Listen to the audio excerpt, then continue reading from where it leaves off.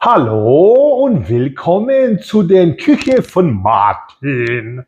I am volunteered myself to go on cooking duty this afternoon because the fridge is pretty much on its last legs, and the fam's out doing groceries right now. So I thought I'd do a bit of old school Aussie. Used to be this old school Aussie TV show called I think it's Aristos Secret Kitchen. No, not Secret Kitchen, something. This bloke used to go into people's kitchens and make a meal with whatever's left in the pantry and the fridge. Sorry for the wobbling on the video here. I'm going to be shaking up a storm here with all this chopping. But yeah, look, I'm going to make the most out of what ingredients we've got left, and it'll be something along the lines of a creamy chicken broccoli. So we'll whack that up. The message for the video today is all about making the most with what is in your hands at this very moment. Too many people, let's stick with the analogy of cooking, apply it to whatever part of your life you feel you need to. But too many people maybe want entrepreneurs as opposed to entrepreneurs. Too many people are trying to cook up meals with ingredients they don't have. Get it? There's a summary statement. Write that one down. Put that one on the fridge, eh? Straight to the pool room, Daryl. Too many people are trying to cook up meals with ingredients they don't have. And that's just either wishful thinking, delusion, or just kind of like you're getting trapped in a, you've watched you've watched too many influencer videos of people and, flying on fake jets, standing in front of other people's cars and selling you a dream to chase, but they actually haven't done it themselves. Or if they are doing it, they're doing it because they're doing it by selling you a dream, to sell a dream, to sell a dream, to sell a dream. It's like, yeah, anyway, I'm digressing. Don't cook up meals with ingredients you don't have. Start with what you've got in your hands. And with as little as that is, I think my first startup as a kid was making tattoos and selling tattoos on the streets of Melbourne. Now, I am probably one of the only blokes I know that currently has zero graffiti, as my dad used to call it, zero graffiti on my body. But as a little kid, we got I don't know where we got the idea from, but we would get the leftover textures from like the school year. Your last day of school, you come home with whatever stationery you had, and textures. Summer break, we'd get a bit of paper, a bit of butcher's paper or something like that, and we'd draw up little designs. Now, back in the old days, back when I was a boy, tattoos were like something that either dodgy people, ex-crims, or sailors had. And so tattoos were like, a snake around an anchor, or just, I don't know, just not like today's big boys. All right, would you believe it? I just got a call from the missus. She's down at the beach, and she's like, "Hey, what are you doing? We finished groceries.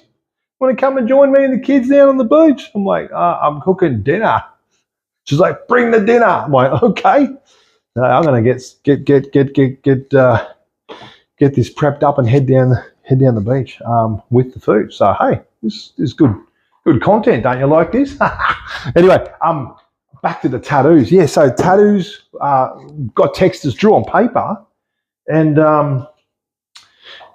we would draw on paper, and good old texture paper. Give it a bit of a lick. You sell it. You put it on other kids in the neighbourhood. they put it on their skin and rip it, take it off, and boom, there was your little snake wrapped around an anchor.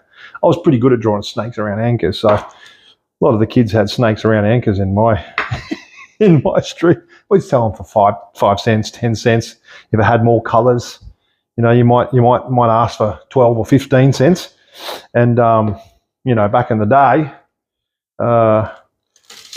15 cents meant 15 lollies, and it was like 1 cent a lolly back then. So inflation. People can't afford houses. People can't afford lollies anymore either. So I don't want to make light of all that. But hey, listen, we used what we had in our hands. That's the point. Use what you had in your hands, and we started our very first little tattoo parlor on the nature strip. What can you start? I'm serious. What can you start with, like, leftovers? What can you start with leftovers from last year? So I did textures, paper, made tattoos. What can you start with leftovers from last year? Write it down. I want you to write that down. And you love this one? You better write this down, mate. Yeah, write it down. What can you start with leftovers? What's in your hand? What can what's in your fridge? What's in your, what tools have you got in your garage? Let's go, even with fitness and stuff like that, getting a gym membership. If you can't afford that, start with what's in your hands, called your hands. Body weight, gravity exercises. We're going to pull out the back here. As you saw in the last video, mate, I've got so many injuries right now. The pool is the best thing for me. I don't need no gym membership. Just get in the pool where everything's weight assisted, so I can go through doing stuff in a pool that I just can't do on the land. So what have you got in your hands? That's what you need to start with. Okay, that's the message for this video for today. Stop cooking with ingredients you don't have. The ingredients will come as you make make hay with the things you do have. So I just want to encourage you with that today. By the way, I've got a heap of this beautiful. Love cooking with red onion. Can you see that? Yeah, red onion there.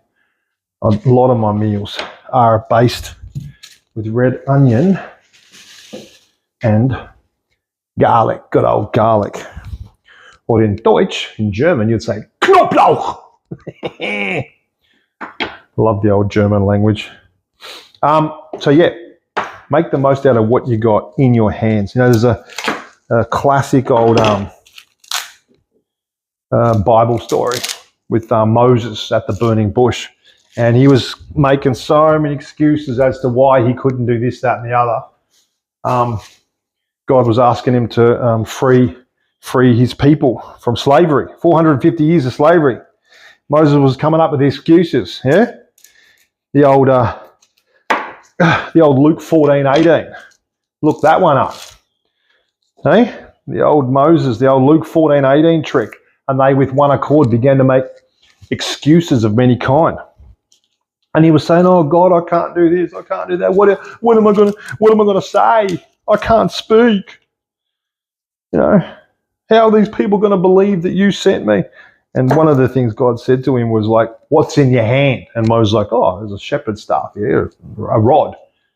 Throw it down." Boom! He threw it down. It budded with flowers, and then it turned into a snake, and then it turned back to a stick. And it's like, what's in your hand? Okay. For Moses, it was a shepherd's staff, because he was out in the wilderness. For David, it was stones in a sling. For you, what have you got in your hands right now?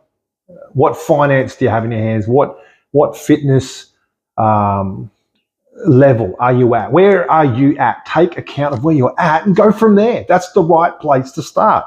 The right place to start is where you are and with what you have right now. Not 2 weeks from now, not next paycheck, not maybe when that deal closes or when I meet that dream person. Start with who you are and what you have right now. You're looking for a spouse, or you're trying to, you're trying to advance in life. It's no use. It's no use starting to cook or to do anything with ingredients you don't have. I'm repeating this over and over because I think it needs to get through some of your heads, like it has with mine. Gone through crazy seasons in my life where and I said this in the last video from the pool, where I was like, actually I cut that bit out. Yeah, I cut that bit out, but I'll kind of share a bit now. Gone through seasons in my life where I was crippled by comparison. Yeah, because I don't know, just in my life, you hang out with when you hang out with blokes and mentors that are a bit older than you and advanced than you, and they've climbed a few more ladders than you and done the hard yards. You kind of, as a young buck, you kind of like, oh, I wish I was them, or wish I was where they were at. But you kind of, you got to learn that you got to climb the mountains they've climbed to be where they are. You can't just like get instant elevation to where they are. And it's, I guess it cuts against the grain of a lot of today's, it's not just today's, but the entitlement culture that's, I guess rooted in Satan himself, yeah, who, when he was Lucifer up in heaven's like, I want to be like the Most High. I want to be the most elevated. I want to be. And you can read about Lucifer's entitlement syndrome in Isaiah chapter 14. And I want. And so in some ways, some of our entitlement comes, it's based in the father of lies, Satan himself. Adam and Eve in the garden feeling like they're missing out on the tree of the knowledge of good and evil, and getting duped that way. Not good people. Entitlement doesn't really have good endings. So work with what you got. I mean, crazy thing, hey, Adam and Eve had the whole garden, mate. They had every single tree, every herb, every fruit bearing. They had everything at their disposal. Yeah, it wasn't like they were missing out on anything. And they fell for that entitlement, that trap of entitlement. I'll just shut up for a second and show you what I got here. So I got a bit of slabs of diced chicken, got my red onion, got my garlic base, got the good old extra virgin olive oil, and stainless steel. That's what I'm cooking in. And let's get this cracking.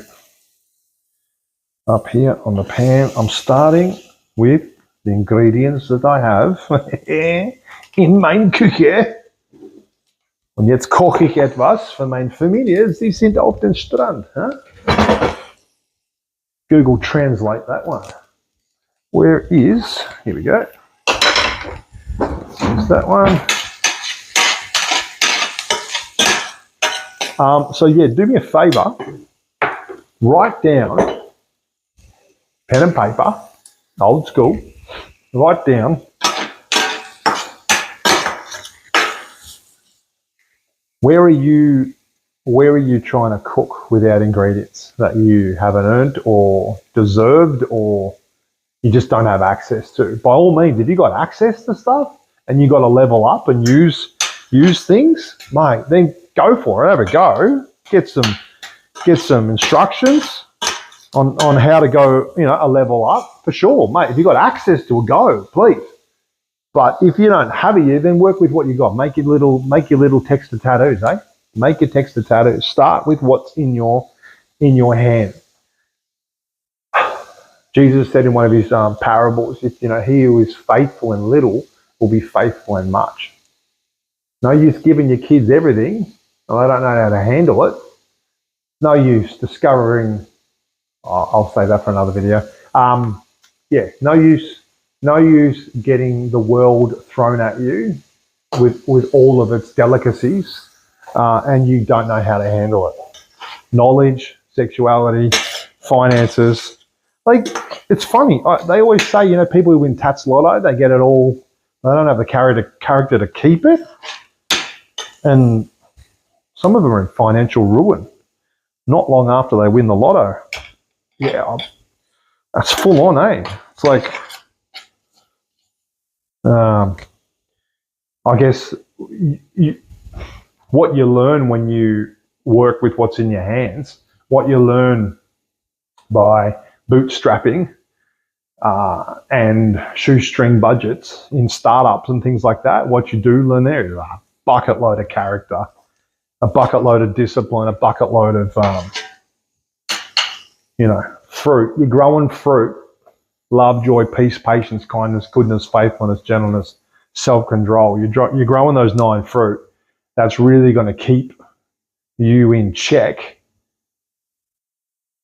when you get your windfall, when you get your big moments. Yeah. So that private preparation again with what's in your hand, what's in your fridge, as I've been cooking today, for the moments when the phone rings and your missus goes, yo, come down the beach. What you doing? So I'm cooking dinner for you. Oh, dude, bring the dinner. Mate, we're going to have an instant dinner on the beach. You kidding me? Save a bit of coin as well. Prices aren't that cheap down at Noosa. So, you know, Bob's your uncle, or in my case, Oscar. Hope you got value out of this. What are we now, about 12 minutes, 15 minutes, somewhere around there. I'm going to get this on, join the family.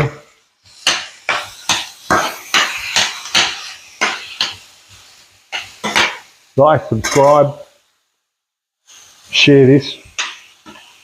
Do what you need to do. Great chatting with you people. I really love this. And message for me. Auf Wiedersehen.